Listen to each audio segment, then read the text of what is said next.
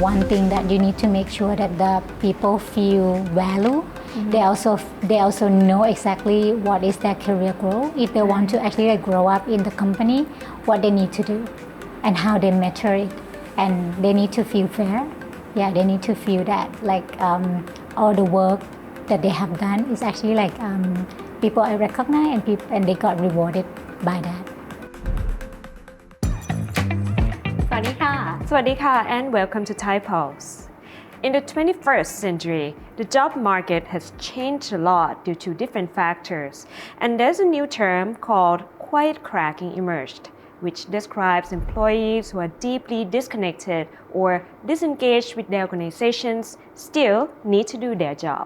Today, we're joined by the country manager from Robert Walters Thailand to focus on this phenomenon and also what these changes mean for employers and professionals in 2026. Let's get started.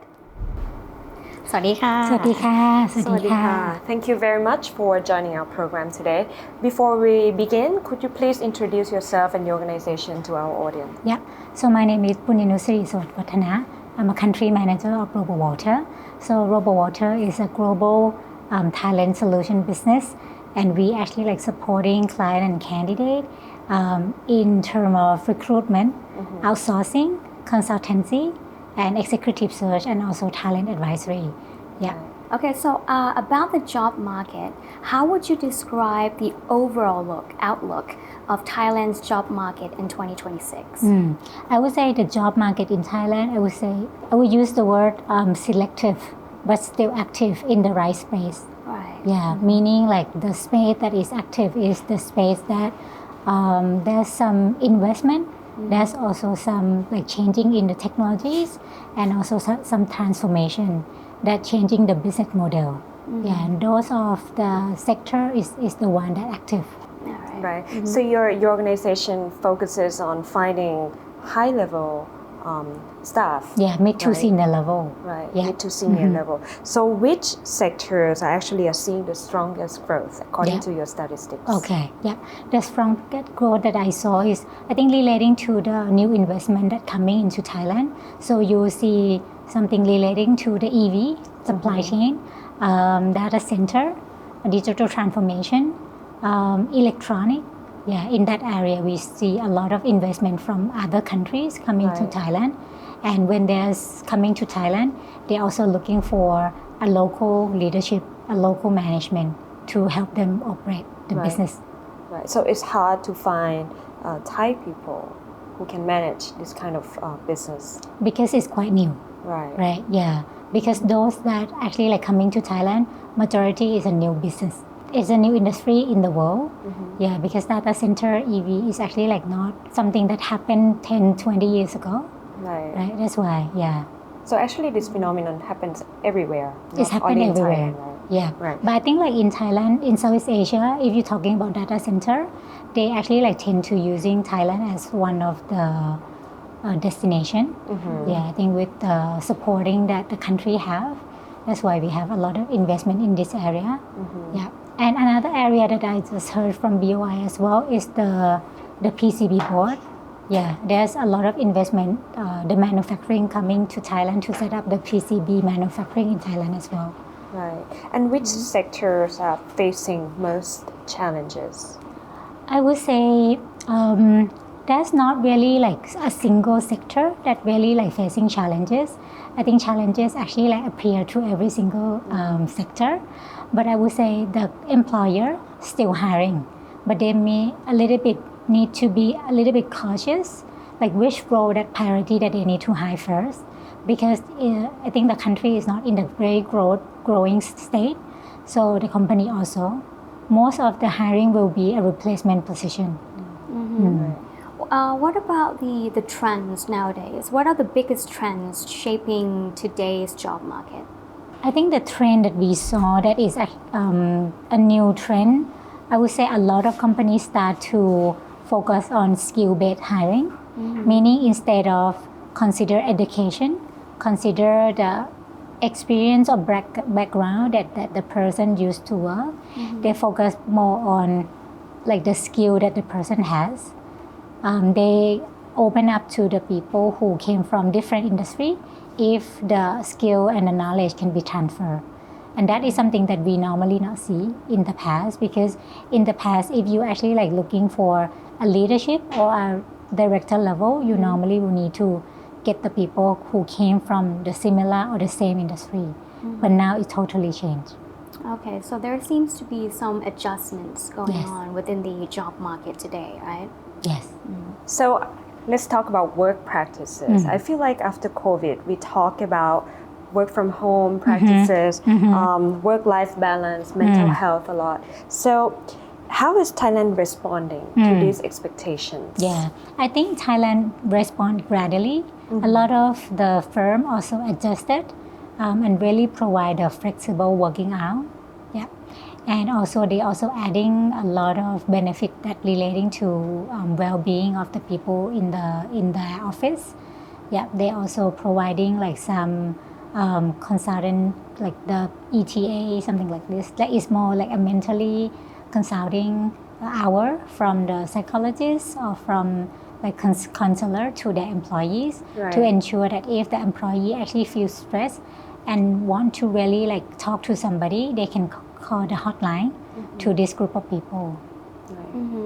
And right now, with the situation that the world is facing at the moment, there seems to be a lot of challenges going on. And even though, we're talking about mental illness of employees at organizations, we are hearing that organizations have prepared this and that to kind of heal their mental illness in a way. But in reality, that is not really actually happening though.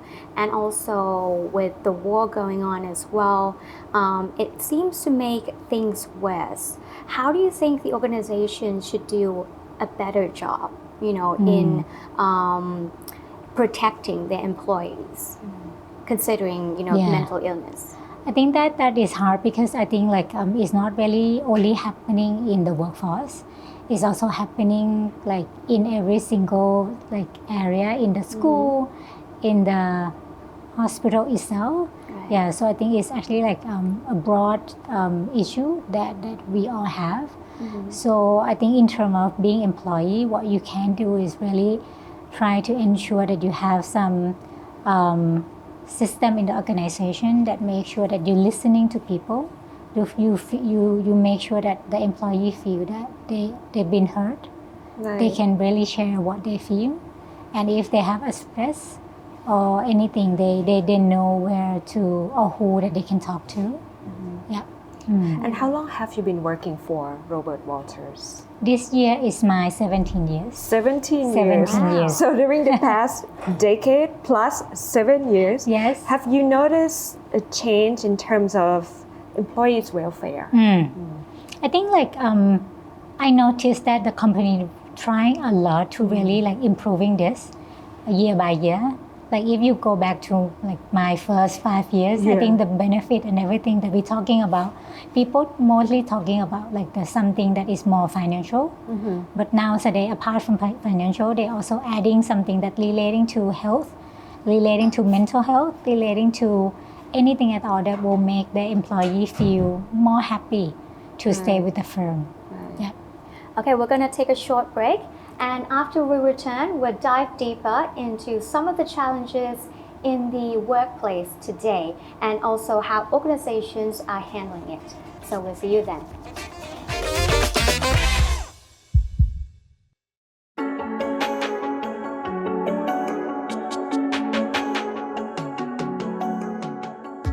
In 2026, Thailand's tourism industry sets a new direction under the concept of the New Thailand. The focus is on elevating quality alongside sustainability, embracing high value and sustainability as the core principle. The goal is to create meaningful travel experiences that generate long-term value for the economy, society, and the environment.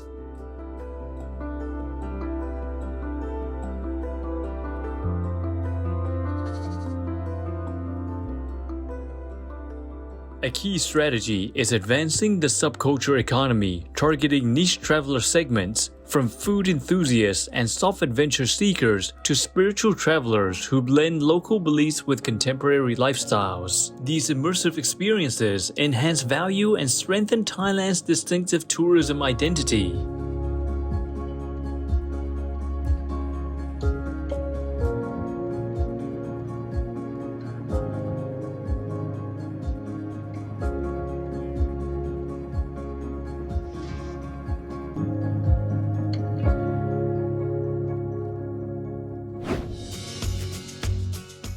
Another priority is expanding tourism to secondary cities, linking local identity with grassroots economic growth. At the same time, Thailand is raising standards toward becoming a green destination, promoting community-based tourism and environmentally responsible management.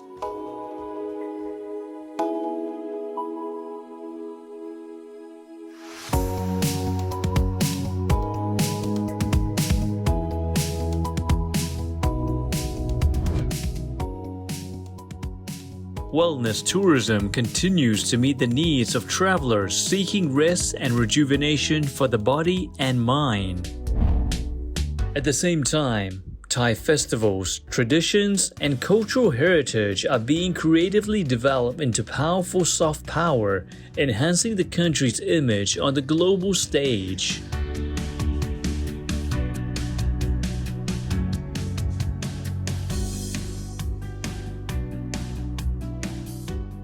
The new Thailand is not just about travel, it is about creating value, meaningful experiences, and a sustainable future for Thai tourism.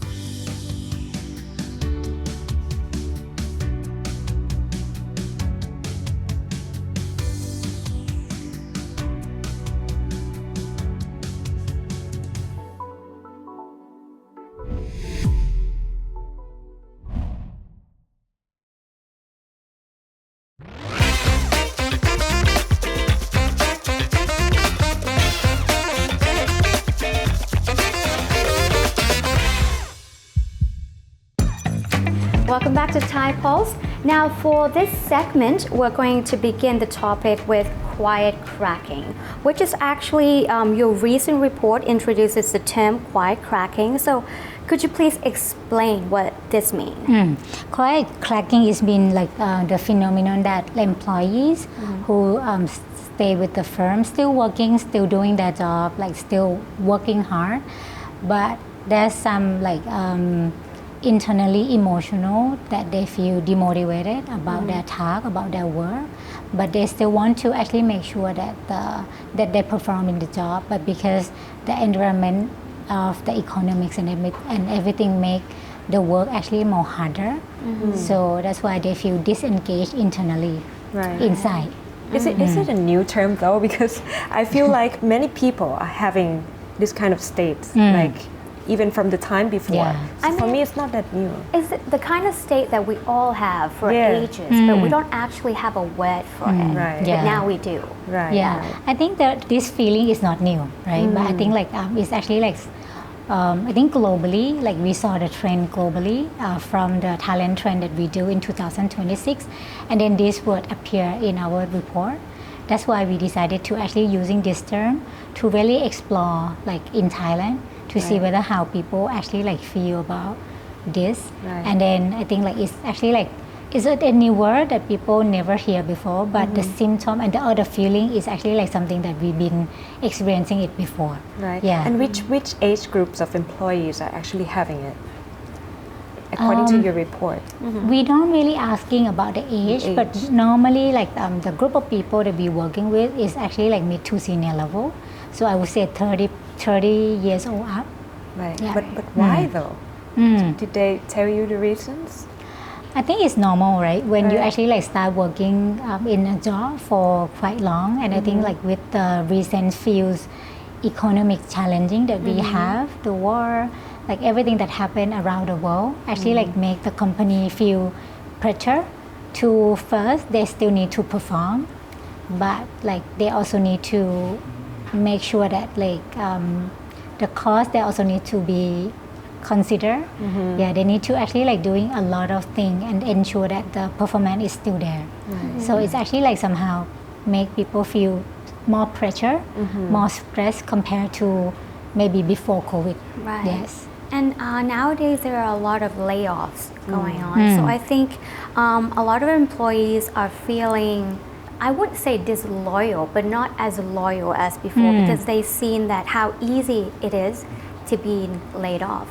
So that's why I think this term came up, you know, being disengaged from their work. They're working, but they're not actually putting their heart and soul into it anymore because they don't know when they're going to be laid off, right? So I think organizations need to learn how to build that trust with their employees. Right. So more about quiet cracking. So this issue, would you think that it would be more prominent now? No. Yeah, I don't think it's actually like it's something that will be a new term or a permanent situation. But I think it's just a signal to the employees, to the company, to understand that this thing can happen and how they can address this early.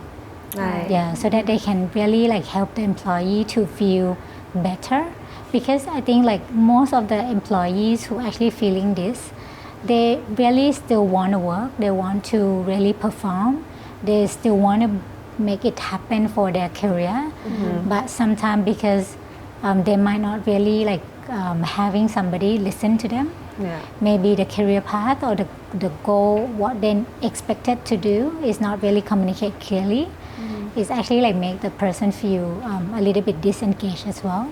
And if you can actually detect early and you try to really like talk to them, really open up and listening, they can actually like change that feeling as well. The feeling can change, and you can actually like solve maybe like the turnover that can happen in the organization. Yeah, Right. I think it's the kind of feeling that it's not what you said, but it's how you said it, kind of thing. You know, to the employees, it's how you make them feel.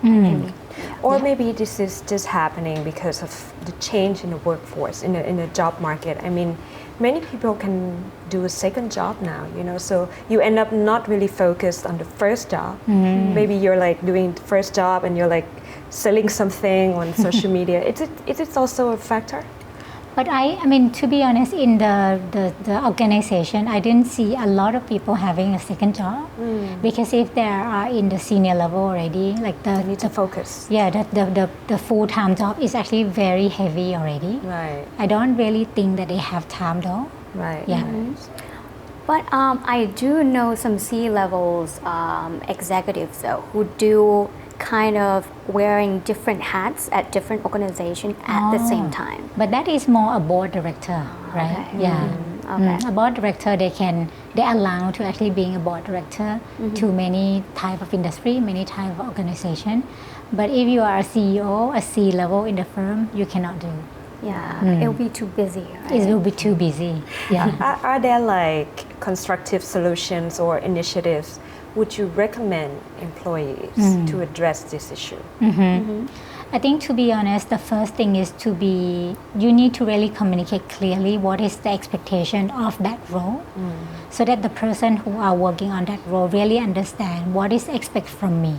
So when the goal is clear, and I think like, and also when they are doing a good thing, the recognition like program or recognition like from the CEO, from the C-level need to be like very well set up so that people make sure that when they do a good thing that really like linked to the expectation of the firm, they got recognized. Yes. Right. I'm sure that many employees are putting on effort, but what are the most common mistakes employers make when trying to solve this problem? I think I'm not gonna say it's as a mistake. I think a lot of every single organization want to do the right thing. They're trying so many ways to make it happen.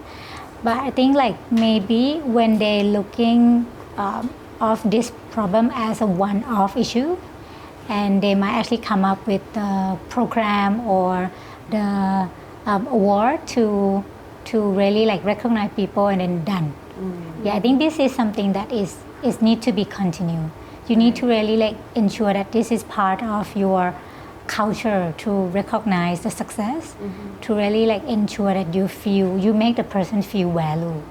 Yeah. And what do you think leaders can do to prevent disengagement from spreading within the workplace from employees to employees? I think to address this as early as possible, Yeah. because now you know that there's some potential, there's some trend that can happen as well, that your employee can be the quite cracking. I think you need to really go a little bit deeper to really have a chance to speak to your people, really having an area that they can really sharing their feedback, sharing what they thought. Yeah, it might not only like the CEO or the MD, but I think like every single person who working as a people manager need to be aware of this topic as well. Right. So it's somehow a pre-burnout state, right? A pre-burnout Quite state, cracking yes. Before you actually Yeah. crack. Yeah. And I think it all comes back to their emotion, their feeling. So basically, they need to communicate more within the Yes. workplace, especially from the management team with their employees that they're looking after. Right. But if to compare to 17 years ago, do you think employees feel more disengaged with their work compared to before? Yeah, I think with a lot of things going on around the world, it Yeah. make like the normal work became more pressure, more difficult and more challenging compared to 17 years ago. Yeah. So I think it's possible that people will feel disengaged more in this era. Because you see that there's a new trend of technologies that's changing in terms of the growing sector of the investment and also the business. So I think like people who are feeling a little bit afraid that are their job is actually secure or not, yeah, they can actually easily feel disengaged as well. Right. I think social media plays one of the most important part in making people disengage from what they're doing, including work as well. Because I think social media kind of influence us a lot nowadays as well too. So I think there are many different problems within a person's life to be disengaged from their work. So it's just not one problem. There are many different problems, and I think internet, you know, within the digitalized world that we're living in, social media plays a very important role, influence a lot on that as well. Right. It's more difficult to live and work at the same time. I mean, like you're working, you're trying to do your best, but at the same Yeah. time, you're probably thinking about something else as Yeah. well when you're working. Get distracted. Right. So Yeah, if you've that been can happen. in this industry for 17 years, of course you see the arrival of AI. Yes. So let's talk about it. So how is AI reshaping or change recruitment or hiring decisions? Yeah, I think AI actually, we saw AI as one of the good tools that can help us reduce the admin tasks. We at RoboWater, we also using AI. We actually use AI to write the job description. We're using AI to really make sure that we mapping the candidate who has the most suitable skill. But like it's just a computer, right? They cannot replace the human in terms of really understand the value of the employees, the culture fit of the employees. So I think AI helping us to make sure that we have time to talk with people rather than need to do admin job. Yeah, Right. So in a way it complements it complements certain yes. kind of jobs. Yeah. So with what's going on at the moment with this new phenomenon, we're seeing that workplace culture is evolving gradually. So what do you think organizations should do to remain competitive and attractive to employees? I think like there's so many aspects to really retaining people, but I think like one thing that you need to make sure that the people feel value. They also know exactly what is their career growth. If they want to actually like grow up in the company, what they need to do, and how they measure it, and they need to feel fair. Yeah, they need to feel that like all the work that they have done is actually like people are recognized and they got rewarded by that. Right. Have you noticed the difference in terms of treatment of employees between Thai and international companies?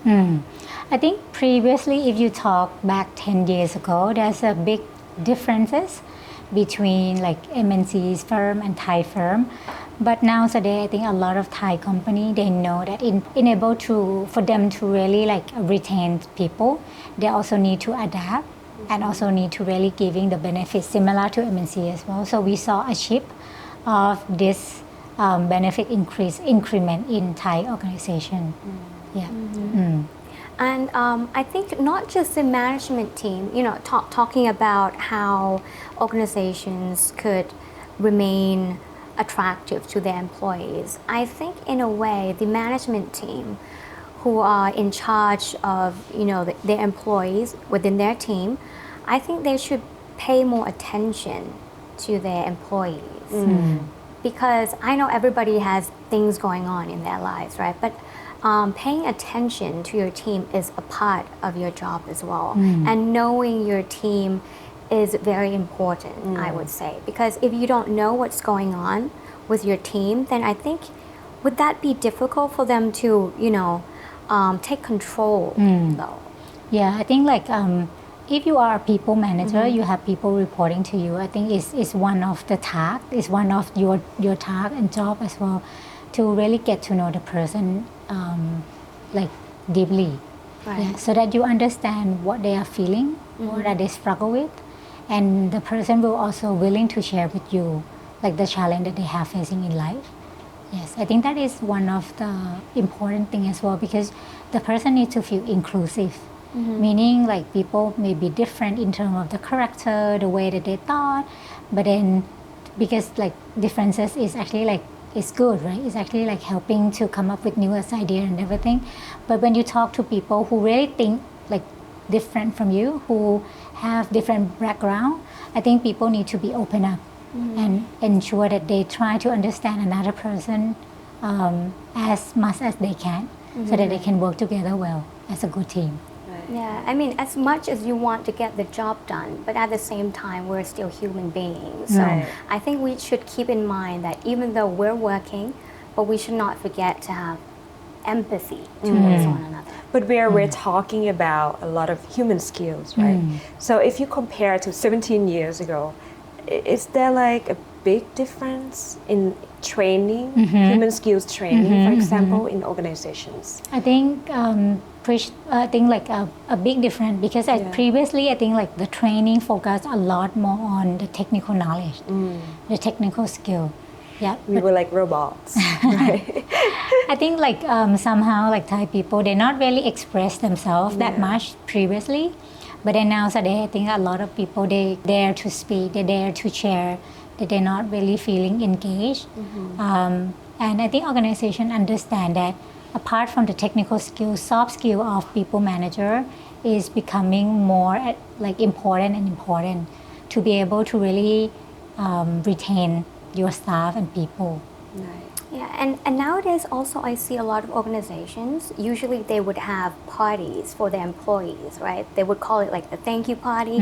But now I see less of the thank you party, but more of workshops and team building from organization, which personally from what I've seen, I think it works really well compared to parties, because in a party, everybody stays in their own group, right? And introverts just stay introverted. But with workshops, they are forced to do something, to be a part of the group. And even so with team building as well, it just brings something in them that sometimes your coworkers might haven't seen before. So I think team building and workshops might also help with that as well, you think? Yeah, I think there's a huge increase in the workshop, especially on the soft side, like how you really listening to people is like one of the really huge topic as well. Because even though like you might think that you're listening to another person in front of you already, but deep down you might not really hearing what they say. Yeah, that is one of the workshops that I think a lot of firms adopt. Yeah. I mean, according to my experience and of course research, I see more and more organizations, more firms put more budget in human resources, and that's a good thing, right? Yes. Yes. Thank you very much for the insightful conversation. I'm sure that many employees and also employers get many new ideas to keep themselves motivated. right? And from today's conversation, these insights highlight how important it is for both companies and individuals to remain flexible and forward-thinking in a changing job landscape. Thank you very much for joining us, and we'll see you again next time. สวัสดีค่ะ สวัสดีค่ะ